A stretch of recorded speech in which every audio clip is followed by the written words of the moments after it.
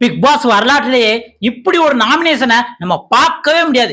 இருந்தாலும் direct nomination இருந்தாலும் கூட பிக் பாஸ் இதை பார்த்துட்டு டேய் என்ன கருமண்டா பண்ணி வச்சிருக்கீங்க அப்படிங்கிற மாதிரி கிட்டத்தட்ட 12 பேரை நாமினேஷன் லிஸ்ட்ல கொண்டு வந்தாரு. அதுவும் ஒரு ஓட்டு விழுந்தா கூட நாமினேஷன் கொண்டு வந்துட்டாங்க. ஏன்னா அப்படி நாமினேஷன் ப்ராசஸ் பண்ணி வச்சிருக்காங்க.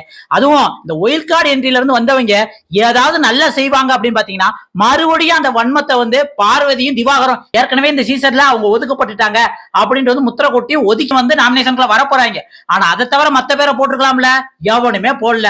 திவாகர 13 பேர் சேர்ந்து நாமினேஷன் பண்ணிருக்காங்க.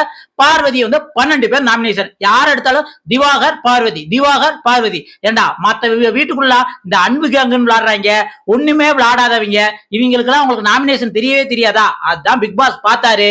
நீங்க ஒரு ஓட்டு விழுந்தா கூட அவனை நான் கன்சிடர் பண்ணிக்கிறேன் அப்படிங்கிற மாதிரி சொல்லிட்டாரு. இதுக்கு காரணம் என்ன சொல்றதுன்னா, பிக் பாஸ் இந்த ஒயில் கார்டு வந்ததுக்கு அப்புறம் தான் ஆரம்பிக்குது. ஏன்னா அந்த சூப்பர் டீலக்ஸ் அதை கேன்சல் பண்ணி விட்டுட்டாரு. அதுக்கப்புறம் ஒயில் கார்டுல இருந்து வந்தவங்கள்ட்ட ஒரு ஆளை கேப்டனா தேர்ந்தெடுக்கிறதுக்கு ஒரு பாலை வச்சு அந்த பாலை இழுத்து ஒரு தன்னோட பேஸ்கெட்ல போடணும் அப்படிங்கிற ஒரு கேம் வச்சு திவ்யா கணேஷ் கேப்டன் ஆயிட்டாங்க. அதனால அவங்களை நாமினேட் பண்ண முடியாது.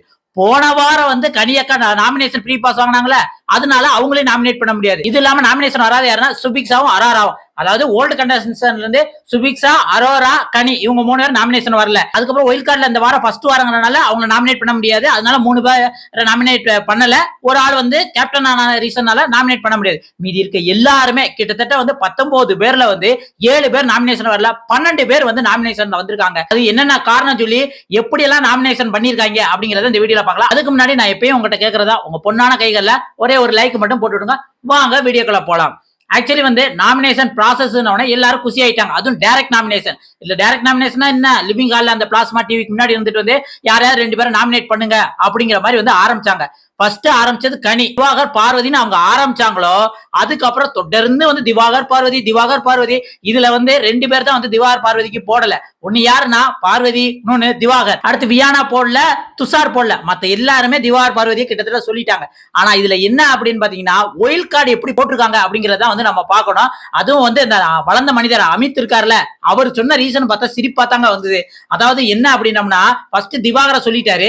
திவாகரை சொல்லி ஒரு ரீசன் சொல்லிட்டாரு. அடுத்து வியானாவை சொல்றாரு. வியானாவை சொன்னவனே என்ன ரீசன் சொல்றாருன்னா, நான் வந்தவனே வியானாவை பார்த்து இந்த மாதிரி ஸ்ட்ராங்கா இருக்கணும், அழுக கூடாது அப்படின்னு சொன்னேன். அதுக்கு அவங்க ஒரு மாதிரி ஆட்டிடியூட் காமிச்சாங்க. அதனால நாமினேட் பண்ணவனே பிக் பாஸ் காரி திப்பிட்டாரு. யோ அமித், கரெக்டான ரீசன் சொல்லியா அப்படின்னவனே அதுக்கப்புறம் ஏதோ சமாளிச்சு வியானாவை சொல்லிட்டாங்க. இதே மாதிரி நம்ம கேப்டன் திவ்யா கணேஷ் இருக்காங்களா, அவங்க எப்படி நாமினேட் பண்ணாங்கன்னா, கடைசிக்கு முந்தினது திவ்யா கணேஷ், அதுக்கப்புறம் பிரஜன். இவங்க 2 பேருமே பார்வதியும் திவாகரும் தான் பண்ணாங்க. அது என்ன கணக்குல பண்ணாங்கன்னு எனக்கு தெரியல. ஏன் அப்படின்னம்னா, அதுக்கு முன்னாடி உள்ள கிட்டத்தட்ட 12 பேர் 11 பேர் அவங்களை நாமினேட் பண்ணிட்டாங்க.